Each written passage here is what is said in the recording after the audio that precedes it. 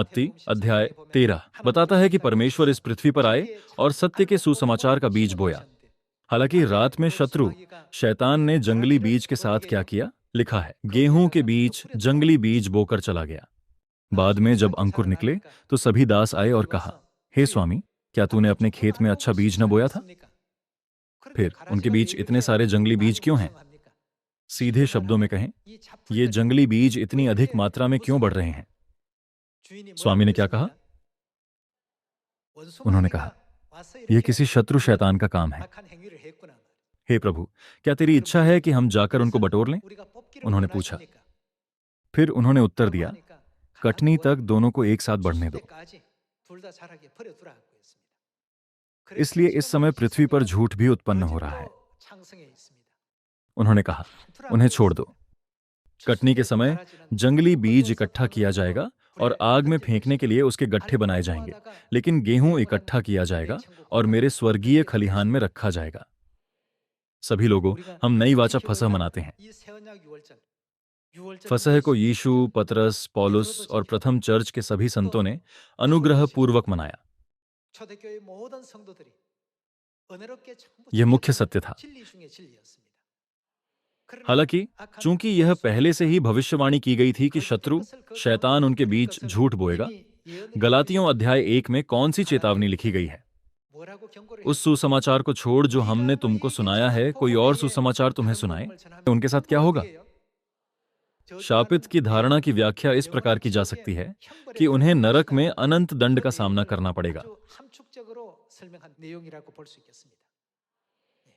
हमें स्वर्गीय पिता और माता के प्रति बहुत आभारी होना चाहिए, जिन्होंने हमें नई वाचा फसह के सत्य में दृढ़ रहने के लिए निर्देशित किया है, ताकि हम नरक के अनंत दुख से दूर सही विश्वास के साथ स्वर्ग के राज्य की ओर दौड़ सकें।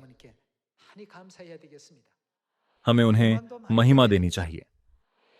इसलिए बाइबल में प्रेरित यूहन्ना ने ऐसा प्रकाशन देखा। आइए प्रकाशित वाक्य अध्याय 7 पर जाएं।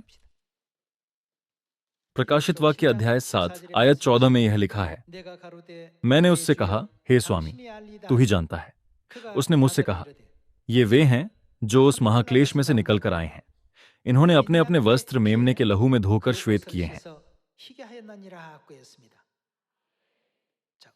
इन्होंने अपने अपने वस्त्र मेमने के लहू में धोकर श्वेत किए हैं।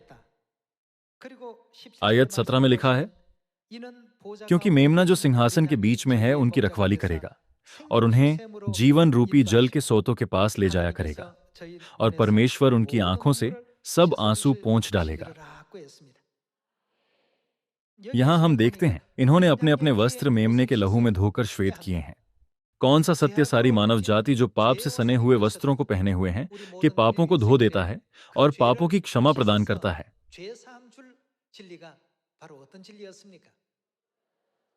फसह एक वादा है जो यीशु ने अपने वचनों से स्पष्ट रूप से किया था, क्योंकि यह वाचा का मेरा वह लहू है जो बहुतों के लिए, किस लिए? पापों की क्षमा के निमित्त बहाया जाता है। यह मत्ती की पुस्तक अध्याय 26 में स्पष्ट रूप से दर्ज है। भविष्यवक्ता जकर्याह ने इस वचन को जकर्याह अध्याय 13 में व्यक्त किया। अध्याय 13 आयत 1। उस समय बाइबल में वह दिन अंतिम युग को संदर्भित करता है, पवित्र आत्मा के युग में। दाऊद के घराने और यरूशलेम के निवासियों के लिए पाप और मलिनता धोने के निमित्त एक बहता हुआ सोता फूटेगा। ये पाप और मलिनता धोने के निमित्त एक बहता हुआ सोता फूटेगा। प्रकाशित वाक्य अध्याय 7 में इन्होंने अपने अपने वस्त्र मेमने के लहू में धोकर श्वेत किए हैं। क्या पाप और अशुद्धता को धोना फसह के सत्य के बिना अंततः पूरा किया जा सकता है? यदि कोई सरलता से कहता है, मुझे मेरे पापों की क्षमा मिल गई है, तो क्या इसका अर्थ यह है कि वे स्वतः ही क्षमा कर दिए जाते हैं? यदि कोई बाहर जाकर चिल्लाए, मैं दक्षिण कोरिया का राष्ट्रपति हूं, तो क्या वह राष्ट्रपति बन जाएगा? इसका उत्तर है नहीं। यदि कोई दावा करता है, मुझे मेरे पापों की क्षमा मिल गई है, तो क्षमा किए जाने का एक स्पष्ट संकेत होना चाहिए, एक प्रतिज्ञा होना चाहिए। हम पापी थे जिन्हें मृत्यु की प्रतीक्षा करनी थी, लेकिन परमेश्वर स्वयं इस पृथ्वी पर आए, हमारे लिए अपना लहू बहाया और जो कुछ उन्होंने क्रूस पर सहन किया वह नई वाचा के फसह के सत्य में समाहित है।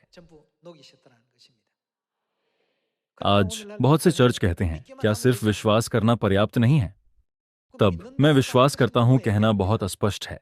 इसमें कोई मानक या मापने योग्य मापदंड नहीं है। इसलिए परमेश्वर ने नई वाचा के फसह की व्यवस्था स्थापित की।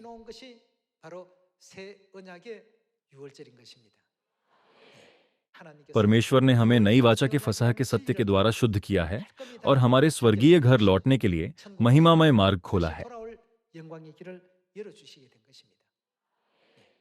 इसलिए क्योंकि फसह का इतना महत्वपूर्ण अर्थ है, परमेश्वर ने कहा, जो मुझसे हे प्रभु कहता है, उनमें से हर एक स्वर्ग के राज्य में प्रवेश न करेगा, परंतु वही जो मेरे स्वर्गीय पिता की इच्छा पर चलता है।